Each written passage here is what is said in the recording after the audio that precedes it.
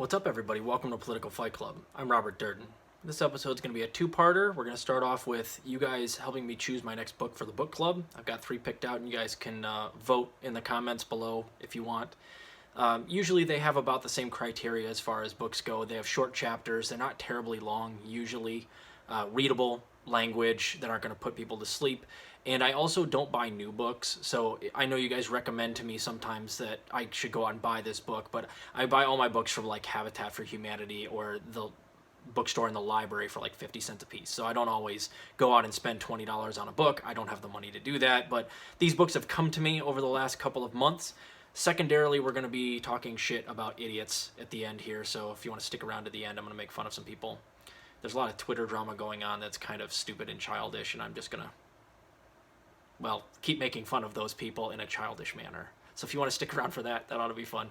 So the 3 choices we have, guys, I've mentioned this first book before. I actually reviewed it on the channel, but I didn't read it out loud. Propaganda by Edward Bernays. Now, he headed the CPI, which was the Committee on Public Information, I think it was called, a propaganda machine during World War I. And it was emulated later, that their kind of design was emulated by the Nazis in World War II. So it's a very short book. That would be fun. A little bit drier, a little bit more on theory, if you guys are still on that. A little more theory, and then the last one won't be. If you guys want to continue with theory, we could also read State and Revolution by Lenin. Again, not terribly long, pretty readable, pretty short chapters. Might be a little drier than if we read this next one, which is written by a journalist. Dreamland by Sam Quinones. I think that's how you say it. And this is about the opioid epidemic and the drug trade that started the opioid epidemic in this country. It's got pretty short chapters, so it's a little longer, but I'll be able to read that one to you as well. You guys vote below, and also, you know, leave a comment if there's something you actually want me to read. I'm open to everything, and a lot of the books I've read on the show are things you guys have recommended to me that I've never heard of. Just keep my eye out for them at the used bookstore. So secondarily, let's change gears, shall we? Okay. There's some Twitter drama going on, and this first part is kind of important.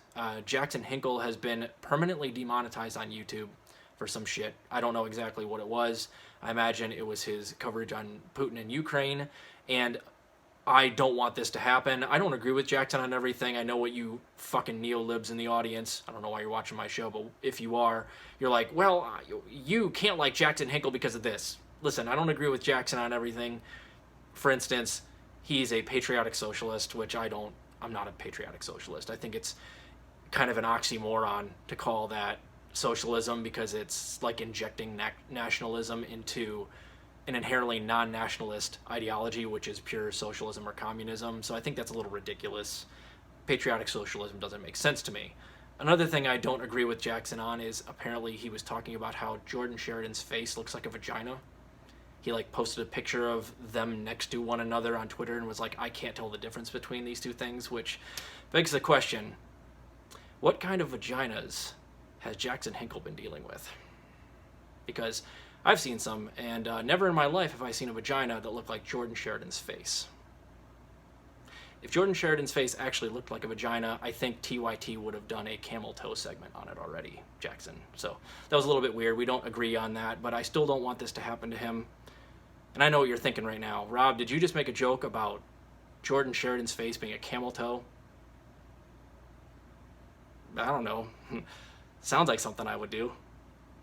So anyway, I'd like to also talk about how it looks like the Humanist Report might actually be being sued by Kim Iverson. Kim came out and tweeted at him, that's Mike Figueredo's show, that she was thinking about pressing charges or suing him for calling her a transphobe. And Kim, I'm just going to give you a little bit of advice right here. You don't have to take it. I'm a small channel, but like, just take it from me. If you're not getting regularly called a transphobe by these woke people, and Mike Figueredo is like the CEO of Woke Central under TYT, if you're not getting called racist, Nazi, transphobe by these people regularly, are you really a true lefty? So I want to be careful. I don't want to make too many jokes about Kim Iverson. I really don't want to get sued. But let me tell you, Kim, also, seriously, I don't think you can really claim defamation because no one actually watches the Humanist Report. I mean, this is like, it's like trying to sue a mosquito that's landing on you. Just brush him off. You make 200,000 views on a Rising episode where you're bodying Ryan Grimm on some of his bullshit, and it takes Humanist Report weeks to get that same amount of views. It's not honestly worth your time. Don't bother suing him. He's just, like I said, it's like, if you're not getting attacked by a minor leaguer on culture shit from TYT routinely, are you really running out there with leftist rhetoric? I don't know. So I wouldn't worry about it too much, but it is kind of silly. I gotta be honest. All jokes aside, I don't think it's cool to just be like suing one another over what we say on our show, and I don't think that you actually have legal grounds, because I mean, it's not defamatory if no one fucking sees it, and trust me, no one sees it on the Humanist Report. Trust me. So it's weird what's going on right now. You guys can donate to Jackson down below. I'll put some links to his Patreon and stuff down there. And again, I don't give a fuck if I don't agree with Jackson on everything. I consider him an ally, and I think he does honest work, so, like, yeah, I'm going to stand up for him even though I don't agree with him on everything. Can we all agree to do stuff like that? Maybe put some differences aside and work together a little bit? Not get stuck on the culture war shit? Is that too much to ask?